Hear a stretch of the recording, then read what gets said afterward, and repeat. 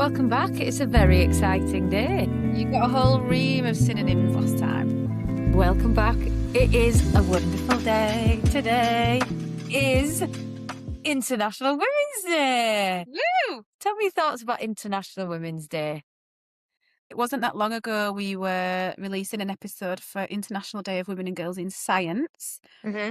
But this is different because International Women's Day is not about one niche area. It's about women on the whole. I feel like that's what makes it different. This year in particular, something that's really stood out to me is the number of people that are not women that are posting and celebrating and announcing from the rooftops that they are allies and the reasons why, and outlining exactly what allyship means. Of course, the world should be like that all day, every day. We should all be equal. Get that narrative. But unfortunately, we're still not. And to hear people that are not women speak about why it's so important, it's great to see. It's nice to see so much positivity. I think a lot of things that we see are around negativity or focusing in on why somebody is wrong or why their opinion is better. But actually, it's really nice to take some reflection time, take a pause and think about the positivity around this day. There are days throughout the year that are dedicated time to sit back and reflect on what has been done and what should still be done for masses of underrepresented groups. And with the hustle and bustle of day-to-day life, work life, family life, it is important just to sit back and be reminded. Yeah. Stop and think and see how far you've come as well, and the skill set that you've built and how you can help others. At the moment, I am mentoring a younger female. She is looking at starting a career in the STEM industry.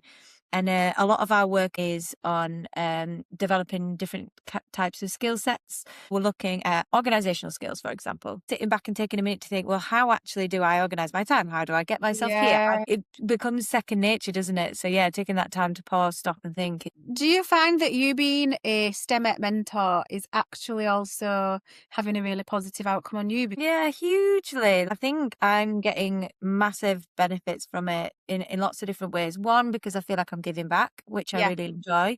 Two, because like you said, it stops and makes you think, oh, I'm able to do this. This is skill set that is that second nature to me now that I don't even need to think about it. So yeah, I've learned a lot from it. And you've got that in common with our guest for today, Fair. She's also a STEM mentor, isn't she? Which she does speak about a little bit in the episode. She does, yes. On International Day of Women and Girls in Science, we released a podcast episode that was just you and I. We were discussing the Matilda effect in quite a lot of detail. Yeah. I got a few messages after that episode.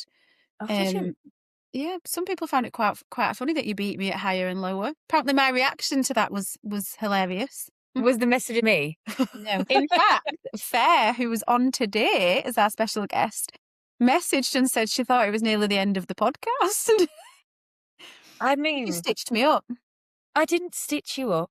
In return, I've got a game of higher or lower for you. Okay. So, statistics are taken from the UK Gov website, and they were taken today on the day of recording, which is the 3rd of March. The statistics are from within the last 3 years, not necessarily from 2026, but they're the most up-to-date ones I could find. Okay? Question 1, higher or lower? In the UK Armed Forces, 20% are women. Higher or lower? Ooh, okay. So Fair talks a lot about the changes within the armed forces that happened even within the time scale that she has been, either serving with the army or working in the Ministry of Defence, and positively that more women are joining or represented within there. So I am going to say that the actual figure is higher than 20%. It's not higher. Oh. It's 11.9%.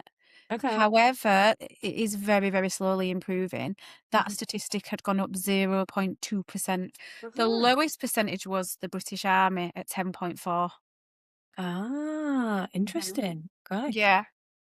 Okay, so you have got a point for that one. If we're playing by my rules, which we have to. Okay. Next statistic. The Ministry of Defence has set ambitious goals to increase the share of women among new recruits to 30% by 2030. Is their goal higher or lower than 30%? Okay, so you said the armed forces was 10%. I've done it wrong. Told you Oh, the answer. you've done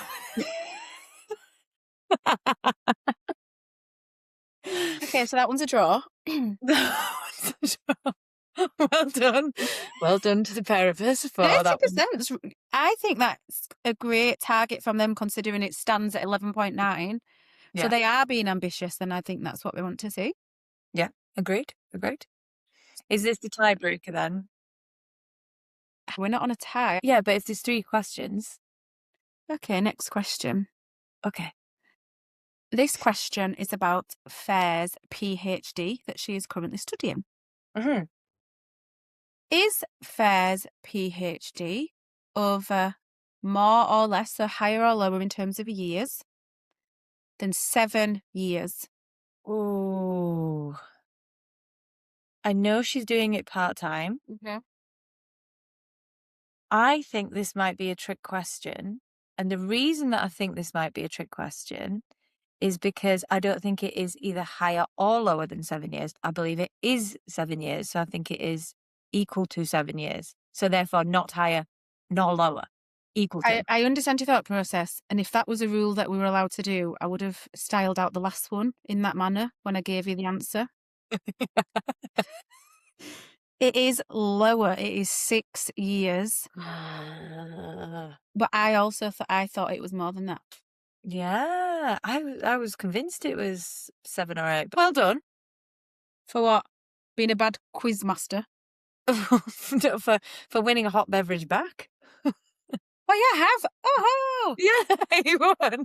Well, this has been an absolutely wonderful, wonderful introduction. It has lifted my spirits. take a listen at the episode and what Fair's got to say. Yeah. Hello, and welcome back to STEM Conversations, a podcast created to share stories, ideas, and experiences shaping science, technology, engineering, and maths. I'm Sarah, and I'm joined by my co host, Ash. Thank you. Hi. Today we're joined by Fair Metcalfe. Fair brings a unique blend of education, military experience, and research driven practice. She has over 13 years of teaching experience, including a decade as a science specialist across mainstream and special secondary schools. Before teaching, Fair served 7 years in the military as an award winning combat medical technician with deployments to Afghanistan and Iraq. She is currently a HEO in the Ministry of Defence Civil Service and the subject matter expert for learning support at ITC Catterick, overseeing learning provision and reasonable adjustments for trainees. Alongside this, she's completing a PhD in psychology of education at the University of York, researching interventions for dyslexic army recruits. Fair, welcome.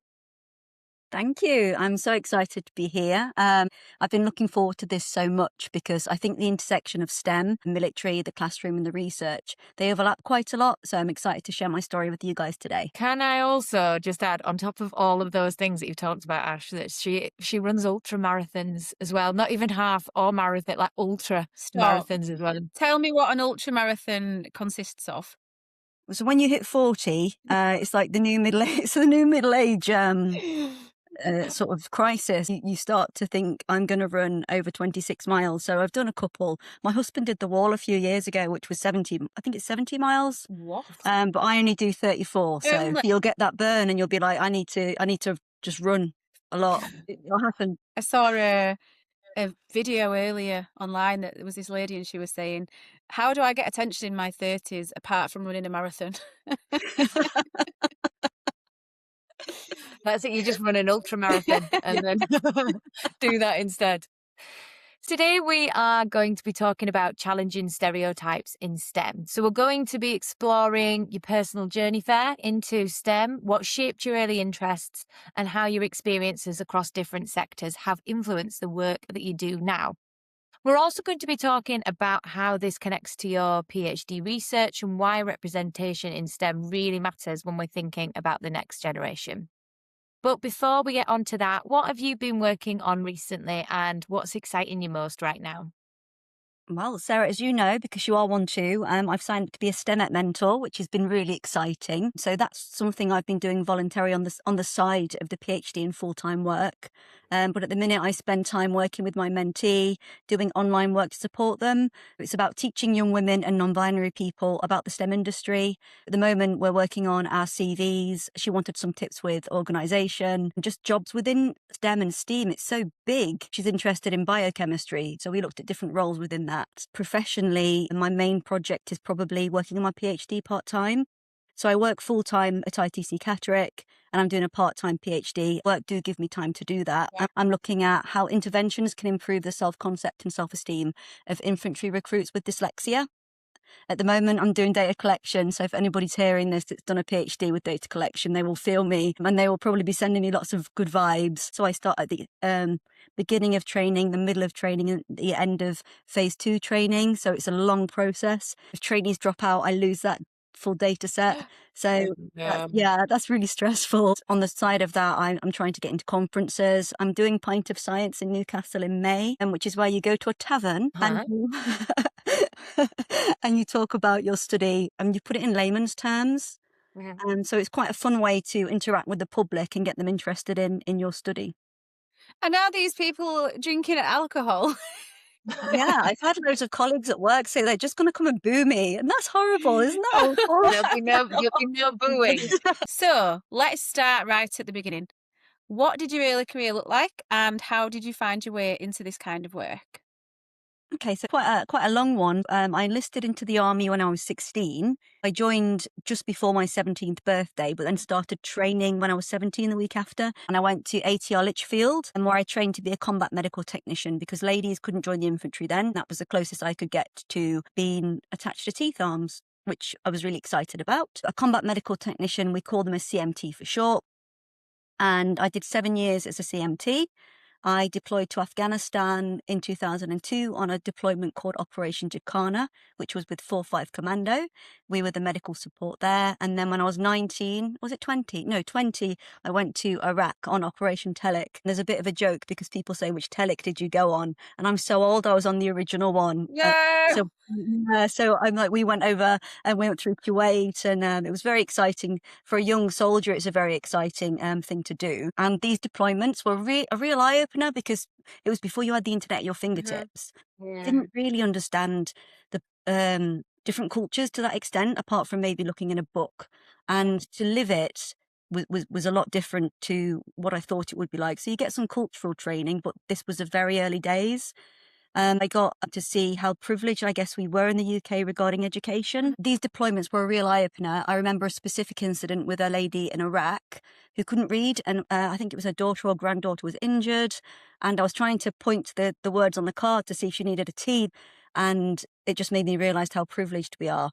And that's when I actually decided when I came back I'd go to university, because I won an award for becoming top medic of the year, which is called the Leachman Memorial Prize, where you're just a nerd, and I think I got over 95% in all of my tests, because after Afghanistan, I realised how important it was to be a good medic. Yeah. Not that I wasn't a good medic before, but I knuckled down and saw sort of the value of it. Because when I joined the army, Bosnia and Kosovo, they were on the back foot. There wasn't anything big, whereas people that joined in the mid-thousands, they would have had Afghan and Iraq on their mind, you know? Yeah. So that was a big culture change there. I decided after that, I came back to the UK, did another few years, and then left the army. And in the army, when you leave, it's called signing off, and you do a year's notice to prepare you for civilian life. You can get all your things in order, get your life sorted, and they do something called resettlement, which helps you transition. I was only 23 at this point. Going to university wasn't that tricky. You live in the block in the army with all your friends, and going to university was very similar. The funny thing is, when you do a course in the military, you get pre-reading course stuff, which I would always read so that I could excel on the course.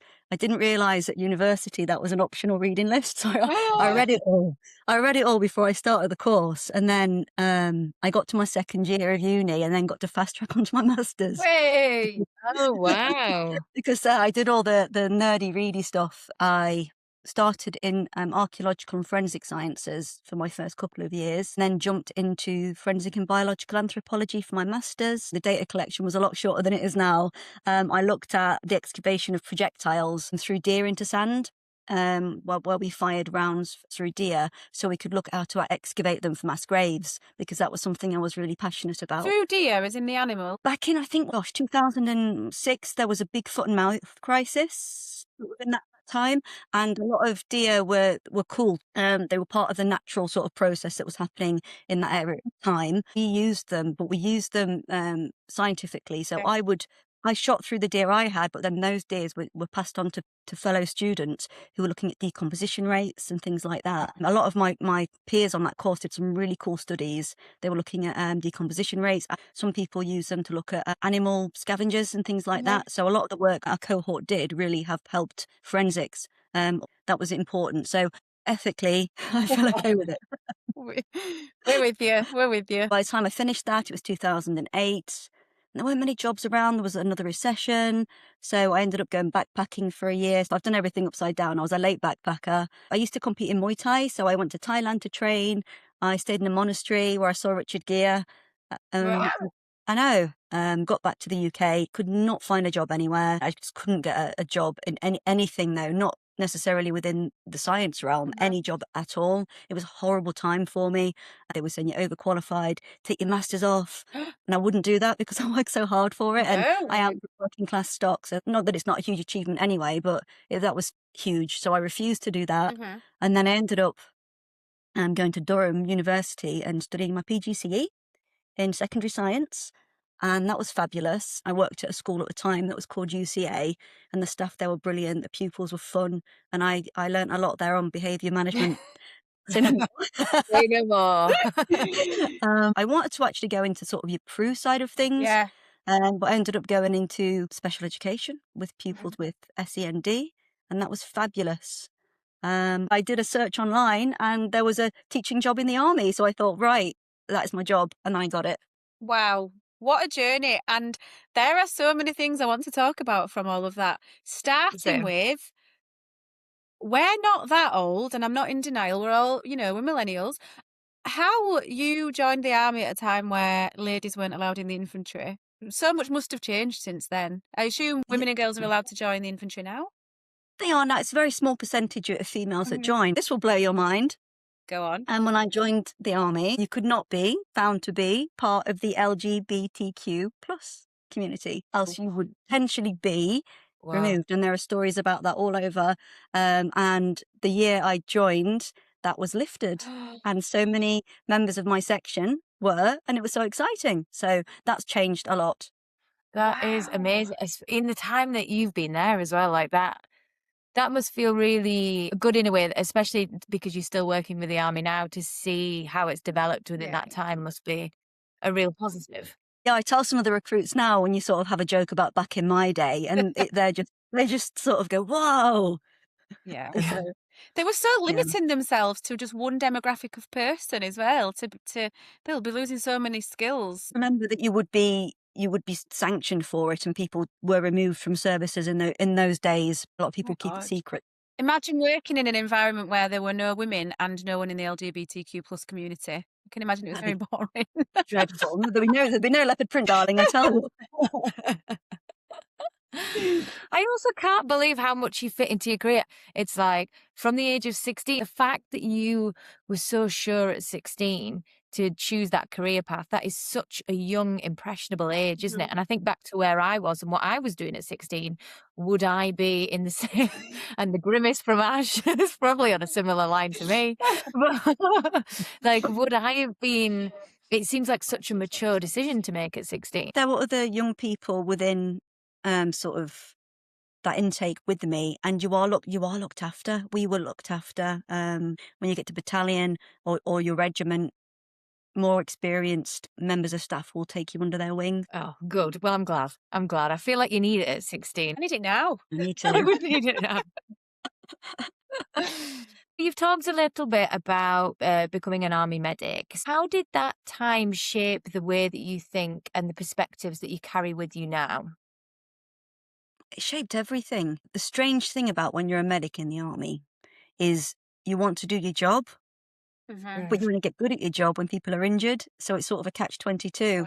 Wow. You don't want to be bored, but when you're busy, you're dealing with, your brothers and sisters who could be injured, and that isn't nice. So I think coming from the military side of things, you develop a specific way of approaching tasks. You can stay very calm and clinical as needed. And that ability to work under pressure is a skill that I gained quite early.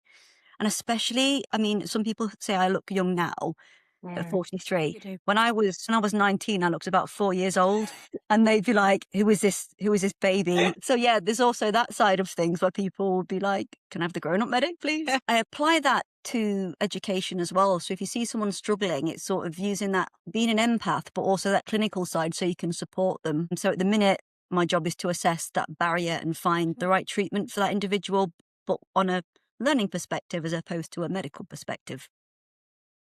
When I was head of science, so obviously, in my opinion, I was quite established in my career. And I went on a school trip, but the school trip was to like an outdoor adventure park, and we went in this big swing ball and we climbed up things. So we were all in sort of tracksuits. And the leader at the place was like, when your teacher gets here, I'll talk you through the health and safety. I didn't know whether to be really flattered or really annoyed. I worked really hard to be here, but I look so young. You were flattered, don't deny it. Okay, but don't tell anyone. You were like, yeah, I'm one of the pupils. I reminded them for their entire days at the school. Remember that time when someone thought I was one of you? Yeah, I do remember when someone thought I was in year 11. No one's ever said that to me, so I am now deeply offended. You did teach 9-year-olds. Yes, fair. Fair. When you left the army, you moved into studying science and then teaching it in secondary schools. How did that transition challenge your own expectations and the expectations other people had of you? There's a really big misconception that if you've been in the military, you're going to be very shouty and authoritative. But a key skill that you learn in the military, which has never ever done me wrong, is de-escalation and de-conflict, and to control a scenario. And through active listening and just taking that condor moment to look at what's going on. It's that a lot in teaching. If you can de-escalate a situation, as you'll know with behaviour management, you gain the respect of the pupil and things stay within your control because you haven't lost control. I guess another key skill I brought from the army was fairness. As you move through the ranks, you want to be seen as fair and consistent. And I think that is something I applied in the classroom. I think the transition challenge is about people's perceptions. And when people read my background, they will think I'm not what I look like. And when they see me, they see I'm a 5'2" female in heels, in lipstick, and they get a shock. And I think breaking that stereotype is really important. Can I also add as well, I don't know if I should be admitting this on the podcast, but I am going to. I'm going to be honest in my learning here. Something that we are all really passionate about is that idea that a scientist isn't in a lab coat and etc. A scientist is everywhere. And a huge part of what I speak about often is that all children should see themselves as scientists, especially from a primary level. The minute that you started talking there in this part about a person in the army, in my head, I had a really clear picture of who that was. It was a male, and they were shouting. I fell straight away into that stereotype of who that person was. And I'd already painted that picture in my head. To some extent, our exposure to the forces is through history, stories of history, and films at the time that Fair spoke about, where probably everyone was a man.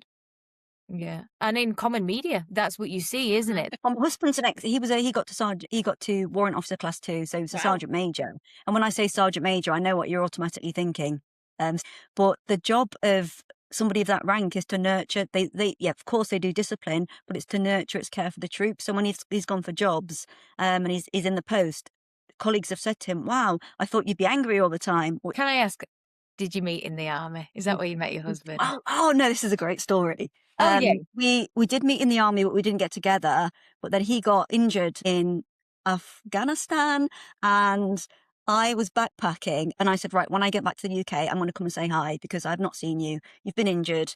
He's fine. And then we always had a crush on each other, and yes. Yeah, we got together when I went to visit him. I thought you were going to say he got injured and you were his medic. I did. I thought that. No, he treated himself. He's a medic. Right, moving on to my next question. When you were teaching children with SEND, Did you experience any stereotypes about who can or can't succeed in STEM, and how did you challenge those? So I think one of the biggest stereotypes within this sort of realm is the danger factor, that pupils often get written off because a lesson is deemed too dangerous for them. Mhm. Um, People assume that it's because a pupil's behaviour can be unpredictable. Ask the pupil when they come in, do you want to take 5 to calm down? Just let them sort of manage that, and let them regulate themselves so they can join in. Removing them from it isn't a punishment. I'm not sanctioning them for it. We will do it next time. It's just sort of, I think that's a key thing. Especially like that when you've given them the choice to make that decision. It can't feel like a punishment if you've said to yourself, actually, can we do it next lesson? Sometimes after 10 minutes I'll be, I'm calm now, can I join in? And I'll always say, absolutely. As long as as long as they've watched the safety brief, Mhm. we're good. And I think some of these stereotypes around labels are quite frustrating. Mhm. In my classes from year 7, we are preparing these pupils for work. Mhm. Yeah. You know, yes, we are working in a special school, but these pupils will go and they will get employment. Some of them will go to university, some of them will go to college, but they are going to go to the workforce. Mhm. It isn't just the science side of things, it's that social skill. Yeah. So when these people go into the workplace, they go and get jobs, they understand how people communicate. Then, having seen how stereotypes and assumptions affect learners in school, how did that influence the work that you now do around learning support in the MOD? Okay, so I work primarily with the infantry, and there's a misconception there as well that the infantry is just about being fit and pointing and shooting. And in reality, being an infantry soldier has so many layers. Yeah. You've got to have really good situational awareness, the ability to stay calm and clinical when everything around you is chaotic. And again, similar to being a medic, I suppose, in that sense, you can be on patrol, quiet, quiet, quiet, and then all of a sudden, lots could happen in seconds.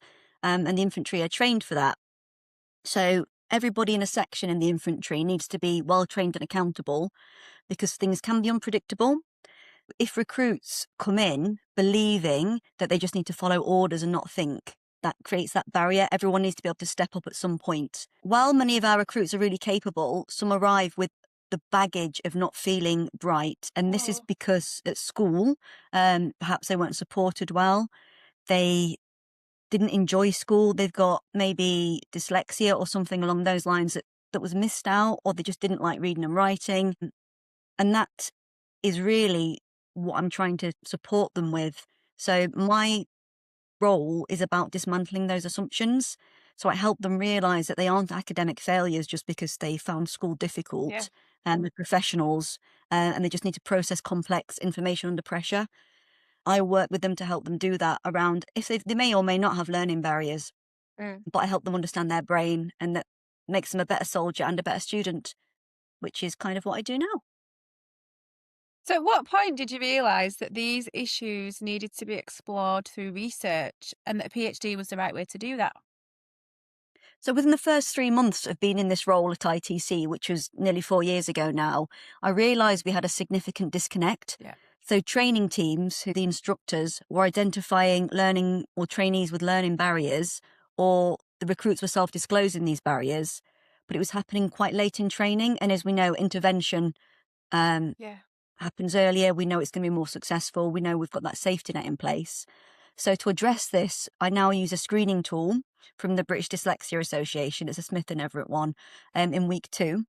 And it allows recruits to self-disclose, and it's also a little screener. So if they come to me and say they always struggled in school, I can say, well, actually, you might have, or you have traits of, again, it's not a diagnosis, it's a screening, Yeah. but for them, it actually takes a bit of that pressure off. And this can flag where they're struggling within training, because there is some classroom work in the first couple of weeks because they need to know this before they use the weapons, etc.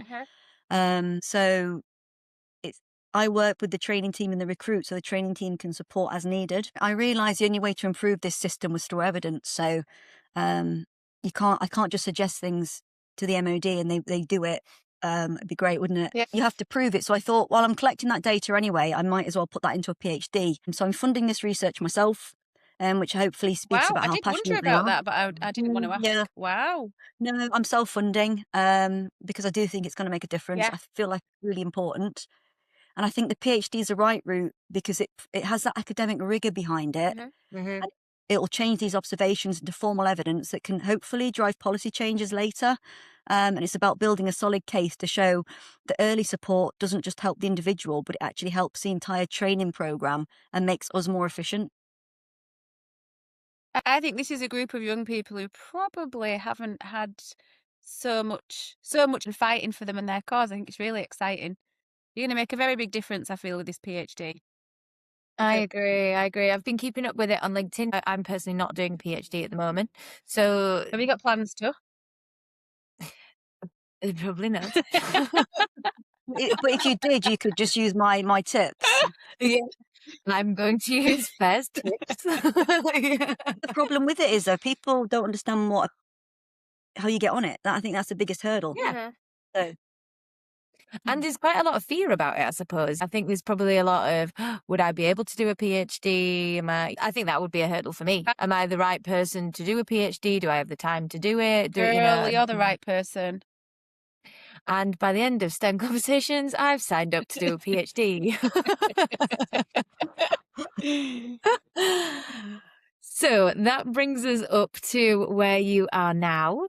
We have talked about this before, but you've recently become a STEMex mentor, so congratulations on that. Why is it still so vitally important that we are actively challenging stereotypes in STEM today? as I've already said, I'm from the working class background. First person in my family to go to university, which I'm very proud of. I still feel that there's an elitism, and I know some of your other guests have spoken about this, and I think there is still that elitism in academia and STEM, Yeah. that makes people feel like they don't belong. And again, we've already said people often imagine scientists as these dry robotic figures, and we love those scientists. They're fabulous. But that's why my lab coat's tie-dyed. I should have brought it on to show you. No, I wish you had. technical it's lab fab. coat. It is. Yeah. I should have done it in the pH scale though, and I didn't. What I should have done. But I want to show people that science is vibrant. It isn't a closed club. I've never really fit into any mold necessarily. I don't look what people, as you ladies don't either, what a scientist looks like. Yeah. I think when I was at uni, people thought I was there for the arts, not the science. So I had loads of glitter on all the time and red hair. So I was rebelling after leaving the army. I was like, how many colours can I put in? There's a positive when people underestimate you. And I like that moment of surprise when you show them what they're capable of, because I think it's maybe a female, you often do get overlooked or underestimated in some roles. Yeah. And I think we need to challenge these stereotypes, because if we don't, we're missing out on massive amounts of talent. It isn't about being a lone genius, it's about what you bring to a team. And I think you might be the one person, this is what I always say, you might be that one person that makes your team stronger or brings out the best in others. And I think everyone deserves a seat at the table, regardless of. Can I ask you, Fair, are there any times when somebody might have made a comment or put you in a certain category based on the way that you look? And I don't necessarily just mean in your journey, I just mean in life. Well, that's really strange, because today, I know a colleague, I was at work. I love to dress well at work. Yeah. It's fun for me. So I had a gorgeous pencil skirt on, hair in a big bun. I had these new specs on, which were fabulous. They're bright red, cat eye glasses. Oh, wow. Amazing. And a very smart shirt. And I looked very smart. Fantastic. I know. And I have colleagues, and this person is actually a friend as well. And they do compliment me on my looks. And I know that isn't always okay in the workplace, but we are okay with that. We have a friendly, we are friends. And he said, whoa, your glasses look great. You look like a secretary. And what he meant is I look very professional, and I love that. But I said, secretary, surely you mean executive. Darling. Exactly. And he was like, oh. And I said, yeah, we've got to change that shift. If a woman looks smart, she can be the boss. And he was like, of course she can. Yeah. So I think now when he sees me in that outfit, he's going to call me an executive.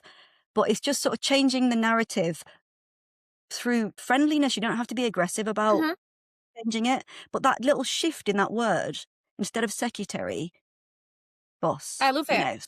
Shift. So, and it was probably completely innocent, just like Sarah when she said really openly, when you were talking about people in the army, actually. It's unconscious bias, isn't it? It happens before you've even had chance to think. And, we like to think that it doesn't affect us, but of course it does. And I think it's important to admit that and to say, I absolutely don't get it right all the time, but I am proactively trying to challenge and change that.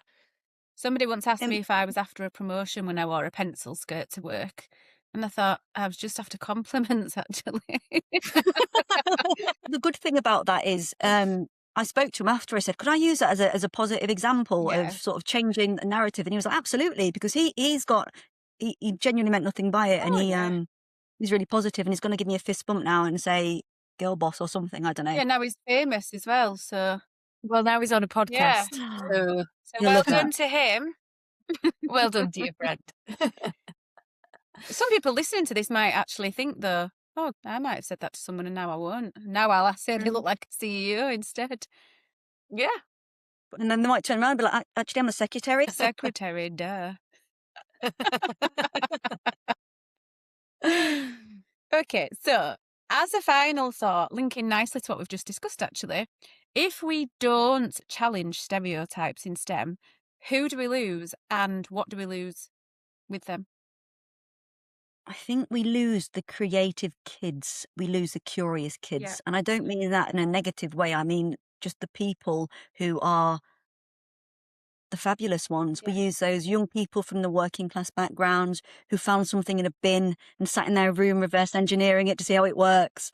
The brilliant people, and we lose them based on the aesthetic because they don't look the way they think a scientist should or sound like a scientist should. I still think there is a little bit of accent bias in the UK. I really, really do. I've lived in the Northeast for 11 years. That to us is like really warm and lovely and welcoming. But I know what you mean. I think the Southern accent is seen as potentially being more like associated with people in academia. Yeah. Yeah, I think so. Which, is something that will hopefully change over time. Yeah. But when I taught in the Northeast, a lot of the people thought I was posh. Wow. I had the exact opposite when I taught in London. I was teaching the kids and then I had some playground duty. So I was outside and they came running up to me and they were like, Miss, where are you from? And I was like, oh, I'm from Yorkshire. It's in the north of England. And they were like, told you that she was from abroad and just ran away. Like genuinely didn't believe that I was English. You're an exotic beauty. Who knew? That's fab. Sorry, Fair, we've derailed you there. Tell us. I'll get back on the track. Yeah. I was thinking STEM isn't a standard package. It's not a box. It's astrophysics. It's archaeology. It's molecular biology. It's geology. It's literally the air around us. Yeah. And why don't we box it in when science itself is infinite? And I think when we use these brilliant young people because they think it isn't for them, we lose the future. We lose the critical thinkers. We lose the people that see the world differently and find the solutions that everyone else misses. We're throwing away that grit and the talent that we have from these people who are from council estates or, all over with different backgrounds. And if we don't challenge these assumptions, we're just cutting ourselves off from the very people that are meant to move us forward. I just think through history, the amount of time we've cut people out, we probably could be so much more forward if we'd have let people in. So that's my big frustration there. I also like how you've said more than once throughout this podcast that the people we typically associate with STEM and science and the stereotypes, and you've maintained that there's a place for them too, and like no hard feelings. What they've done is absolutely amazing, but there's space for everyone else. I think what you've absolutely nailed it. I've genuinely got nothing else to add for that. I was just sat there listening. Honestly, Fair, I was sat there listening to you talking like, yes, this is it. This is exactly This it. is the teaser for the episode. This is it. Either this or shooting through deer. Yeah. How many complaints are we going to get? Like, seriously. You can't complain about science, about things like that. I feel like science is a very safe subject for anything that is, living or not, as the case may be. Agreed. So then, to end our conversation, we love to give listeners one key takeaway from each episode. So what's one idea, perspective, or piece of advice that you'd love them to carry with them after this conversation? I think my one key takeaway is this. Don't mistake an aesthetic for ability. We've built this idea that to be a scientist or a high-level thinker, you have to look, speak, or come from a certain background. But some of the most brilliant critical thinkers I've met are the ones that have never fit that mold, the soldiers, the working class kids, the ones who've had to be resourceful because they haven't had that head start. Yeah. So I would say if you're somebody that feels like they don't fit the standard image of success, use it. It's a massive power in being underestimated. It gives you the freedom to see new solutions that everyone else is too boxed in to see. We need your perspective and your raw ingenuity to move the world forward. So stop waiting for an invitation to a club that doesn't exist. If you're curious, you're already a scientist. Drop the mic. That was good. Hang on. Gentle. Mic drop. Mic drop. It's been fascinating to hear about your career journey, the ways that you're challenging stereotypes in STEM, and that mic drop moment. Smashed it. Thank you. Thank you for having me, both of you. It's been a real pleasure to be here. And hopefully, if this story just gets a few more curious minds into science, then I think we've done it. And thank you to everyone listening. Don't forget to follow STEM Conversations wherever you get your podcasts. And join us next time for more stories and ideas